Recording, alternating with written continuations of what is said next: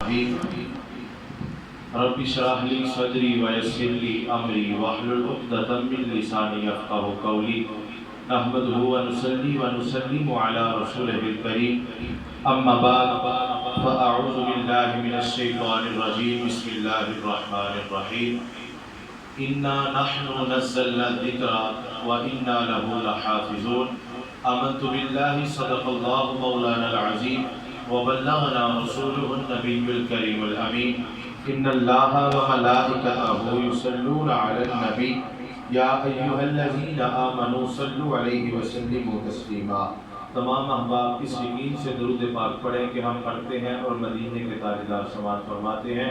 فواز بلند الصلاۃ والسلام علیک یا سیدی یا رسول اللہ وعلی آلک واصحابک یا سیدی یا حبیب اللہ۔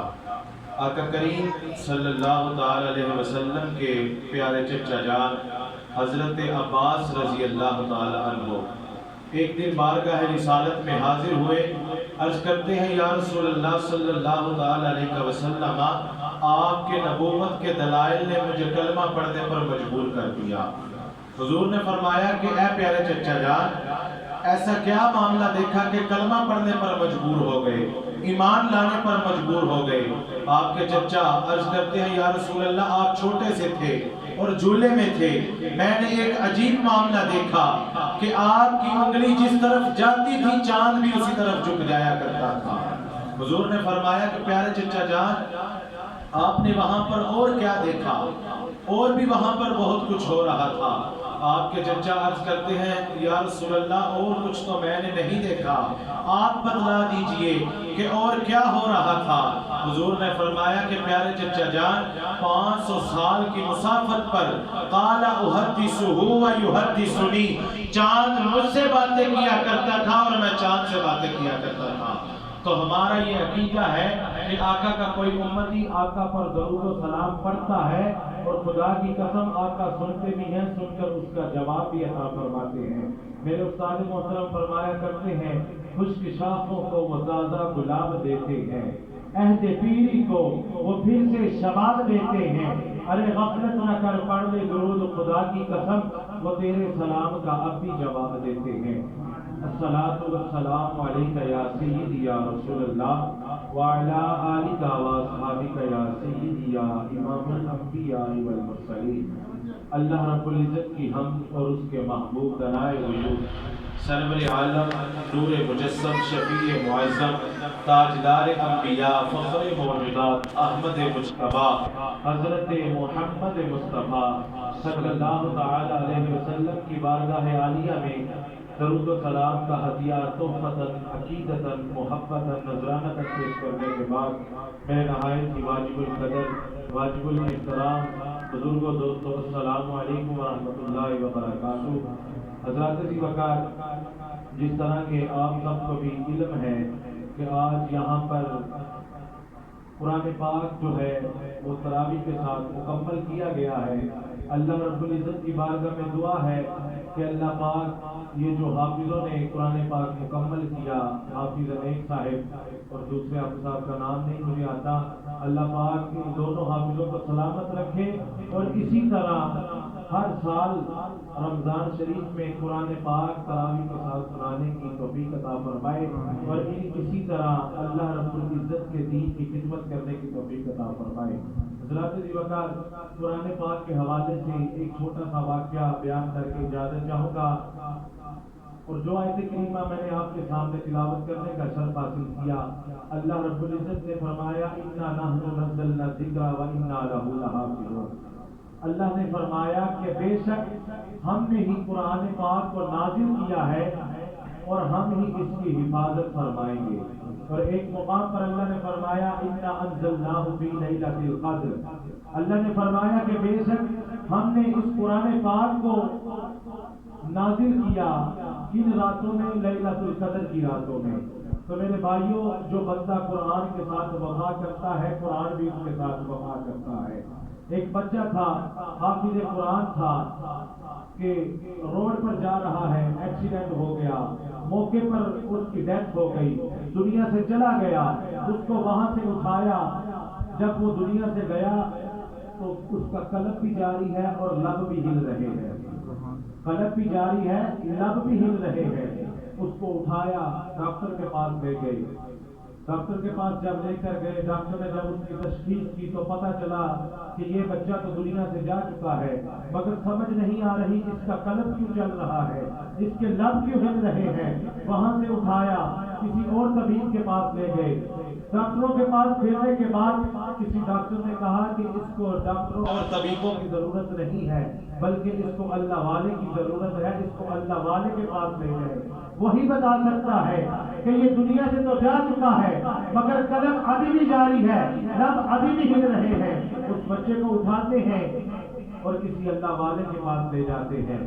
جب اس اللہ والے کے پاس لے کر گئے، اس نے نظر کرم کی، جب اپنی نظر ڈالی تو دیکھتا کیا ہے کہ اس کے لب بھی ہل رہے ہیں، اس کا قلب بھی جاری ہے، مگر روح پرواز ہو چکی ہے۔ وہ اللہ والا کہتا ہے کہ یہ بچہ کون تھا، یہ دنیا میں رہ کر کون سا عمل کرتا تھا؟ تو اس کے والدین کہتے ہیں کہ یہ بچہ حافظ قرآن تھا، اس کو قرآن کے ساتھ بہت لگاؤ تھا، یہ چلتے پھرتے اٹھتے بیٹھتے قرآن کی تلاوت کرتا تھا۔ تو وہ اللہ والا کہتا ہے کہ اس نے ساری زندگی قرآن کے ساتھ وفا کی ہے، اور جب اس کا آخری وقت قریب آیا ہے تو قرآن بھی اس کے ساتھ وفا کر رہا ہے، قرآن بھی اس کے ساتھ وفا کر رہا ہے۔ تو میرے بھائیوں، جو بندہ یہ نہیں کہ حافظ قرآن ہو، یہ ضروری نہیں ہے، یہ قید نہیں ہے کہ حافظ قرآن ہو، بس بندہ قرآن پڑھنے والا ہو، حافظ قرآن نہ بھی ہو، بندہ روٹین کے ساتھ قرآن پاک کی تلاوت کرتا ہو، ہر نماز کے بعد ضروری نہیں کہ ایک پارہ پڑھا جائے یا آدھا پارہ پڑھا جائے، آپ نے ثواب کی نیت سے پڑھنا ہے تو آپ ایک رکوع بھی پڑھ لیں، آپ جتنا آسانی کے ساتھ پڑھ سکتے ہیں اتنا پڑھ لیں۔ خدا کی قسم، جو بندہ قرآن کے ساتھ وفا کرتا ہے اس کا آخری وقت ہو تو قرآن بھی اس کے ساتھ وفا کرتا ہے۔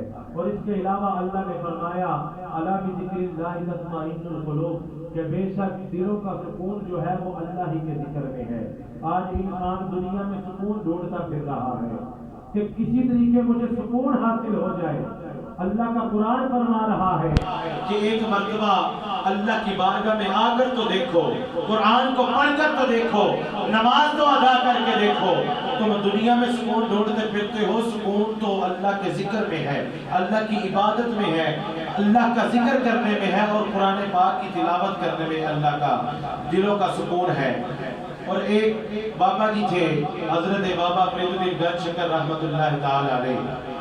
اللہ نے قرآن میں فرمایا ہے فاذکرونی اذکرکم واشکرونی ولا تکفرون۔ اللہ نے فرمایا کہ اے میرے بندے، پاس تو میرا ذکر کر اور میں تیرا ذکر کروں گا۔ ایک بندہ بابا فرید الدین گنج شکر رحمۃ اللہ تعالی علیہ کے پاس آیا، آ کر کہنے لگا بابا جی اللہ کا ذکر کر رہے ہیں، تسبیح چلا رہے ہیں۔ ایک بندہ آیا، آ کر کہتا ہے کہ بابا جی ذرا مجھے یہ تو بتا، تو بڑا وقت کا ولی بنا پھرتا ہے، بڑا بزرگ بنا پھرتا ہے، یہ تو بتا کہ اللہ اس وقت کر کیا رہا ہے؟ تو وہ بابا فرید الدین گنج شکر رحمۃ اللہ تعالی علیہ تسبیح چلا رہے تھے، اللہ کا ذکر کر رہے تھے۔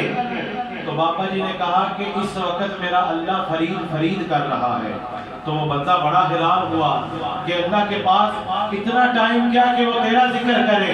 تو بابا جی کہتے ہیں کہ تو نے اللہ کا قرآن نہیں سنا؟ اللہ نے فرمایا ہے فاذکرونی اذکرکم، اے میرے بندے تو میرا ذکر کر، میں تیرا ذکر کروں گا۔ اس لیے میں اللہ اللہ کر رہا ہوں، اور میرا رب فرشتوں میں بیٹھ کر فرید کر رہا ہے۔ یہ میں نہیں کہہ رہا، قرآن کہہ رہا ہے۔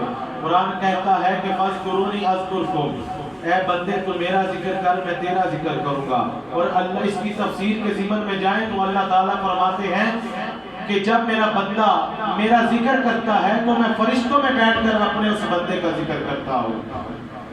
تو میرے بھائیوں، اللہ کا ذکر بھی کرنا چاہیے۔ جو نماز ہے یہ ہم پر فرض کی گئی ہے، اس کو بھی باقاعدگی کے ساتھ نماز پنجگانہ باجماعت ادا کرنا چاہیے، اور قرآن پاک کی بھی تلاوت کرنی چاہیے، کیونکہ دلوں کا سکون جو ہے وہ اللہ ہی کے ذکر میں ہے۔ اللہ رب العزت کی بارگاہ میں دعا ہے کہ اللہ پاک ہم سب کو عمل کرنے کی توفیق عطا فرمائے، اور ہم سب کو نماز پنجگانہ باقاعدگی کے ساتھ نماز ادا کرنے کی توفیق عطا فرمائے۔ وآخر دعوانا الحمدللہ رب العالمین۔